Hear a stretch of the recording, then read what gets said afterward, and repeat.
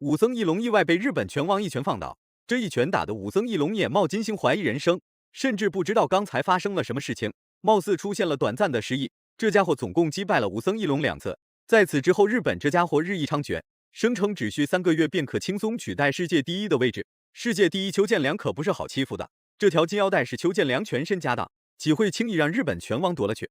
简单介绍一下，日本拳王叫长岛雄一郎，因出场时总是穿着奇奇怪怪的衣服出场，至此被拳迷粉丝称为是日本伪娘。在无比变态的外表下，长岛雄一郎却是日本3冠王，手中握着3条最具有说服力的冠军金腰带，要不怎么说能2次击败武僧义龙呢？殊不知，长岛雄一郎这一次却踢到了一辆坚硬无比的坦克。话就不多说了，来让我们欣赏一下邱建良的精彩表现。请长按3秒点赞。比赛开始。为了打碎长岛雄一郎的白日梦，邱建良不惜提升3公斤体重来到70公斤级，目的就是要教训眼前这个可恶的日本拳王。以灵活为主的邱建良率先展开虚晃试探，反观长岛雄一郎则是以稳扎稳打著称。战术，他的比赛战术更多的是掌控在这个心理上的控制啊，要猜对方要做什么，转石头的。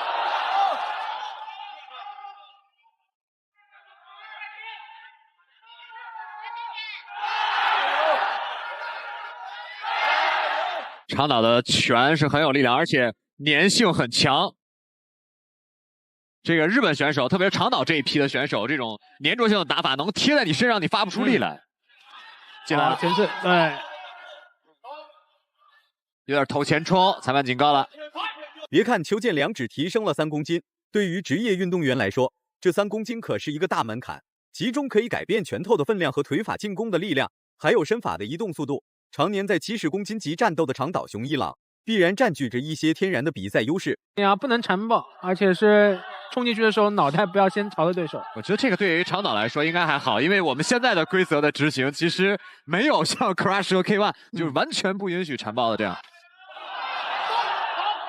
哇，刚才后天良这个后手是打着了，哎，但是好像长岛没什么反应啊。转身后摆。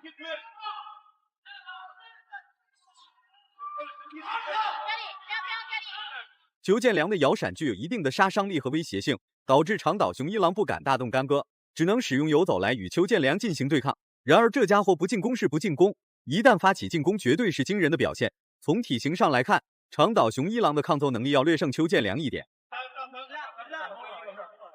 哇，旋风踢，这个挂到了这个对，这攻击范围还真是够远。哎。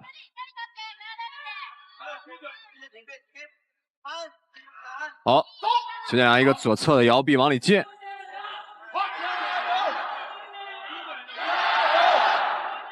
邱建良今天一上来就是把我想打的打出来。这边对左摆应该是滑倒了。哎，滑倒了。但这个绕进去的左摆还是很有威胁，已经好几次你看，又是摇臂进去。左侧、右侧、左侧。这边长岛也是发现了对手。邱建良是一辆智能坦克，真要是打起架来，会以绝对的灵活和沉重击打重创长岛雄一郎。密集的进攻加上有组织有纪律的打法，打得长岛雄一郎有点摸不着头脑。这样很聪明啊，打起来。前后手。对，我觉得长岛应该打一些常规的进攻，不要被对手给带走了。没错。后手，对。这个身体上的优势，实际上长岛还是在的，他只是一上来发不出来的感觉。对，一上来这个邱建良用太多的他的这种变换多端的进攻方式，让长岛有点不太适应。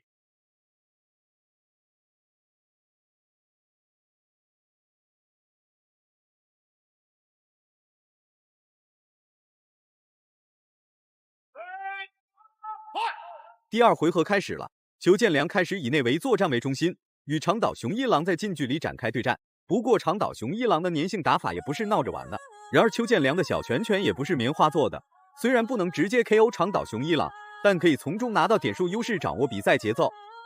将计就计，那我干脆跟你贴死。对，贴死然后进攻。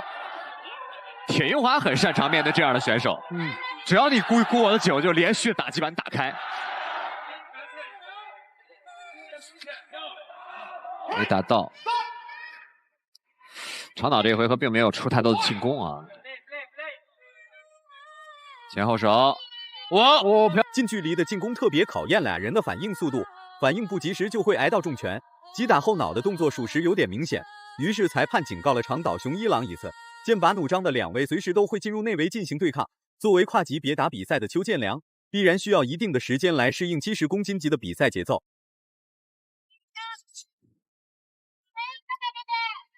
邱建良的这个挂高扫啊，这个很擅长这个。对，刚才平勾，然后走到一个摆拳，漂亮。在绝对速度上呢，邱建良快，邱建良肯定要快，哎，爆发力更强。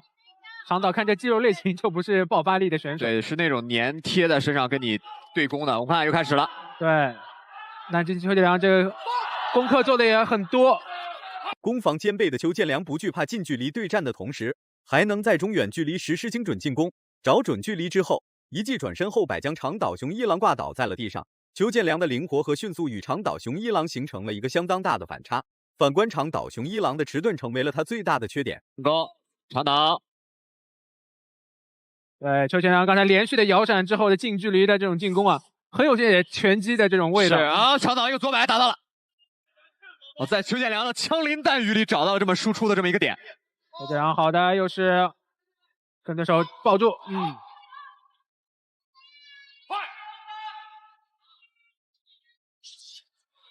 这后手拳把长岛拉倒了。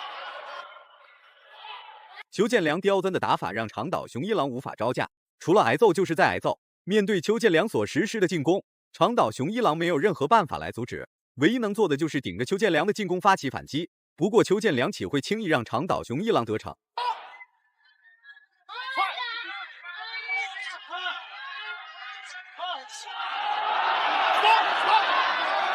长岛现在是完全放弃重心的，全力往前突了。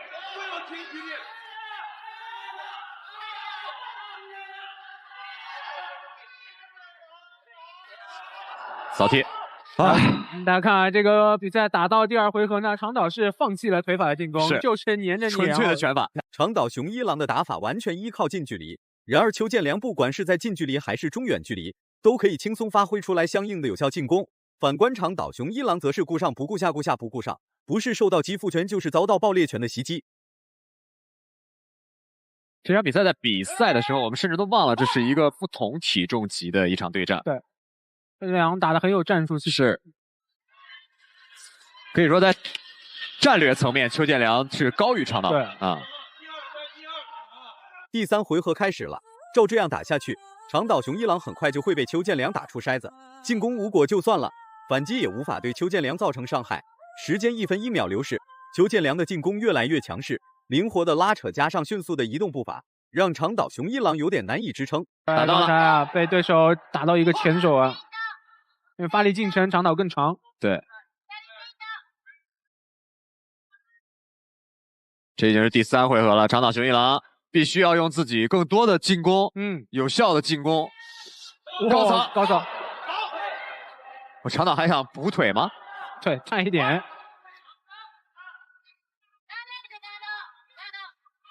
多次挨到重拳的长岛雄一郎精神有点恍惚。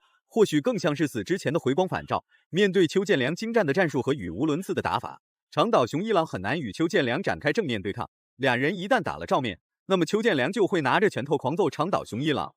右摆连续的进攻，我们看，那长岛这边啊，抗击打能力真的很可以啊。好的，漂亮，打倒。刚才邱建良应该是连续打了10几拳。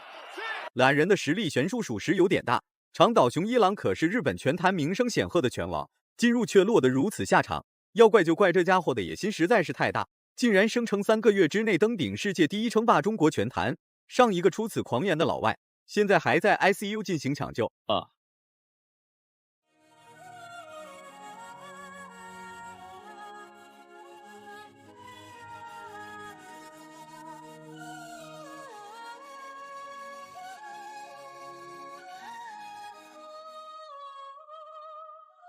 下面宣布比赛结果，红方胜。最终邱建良挽回了一龙所失去的尊严，成功让中国搏击提升到了一个新的高度，并不是什么阿猫阿狗都可以来华挑战。在发起挑战之后的后果，这一切将由挑战者一人承担。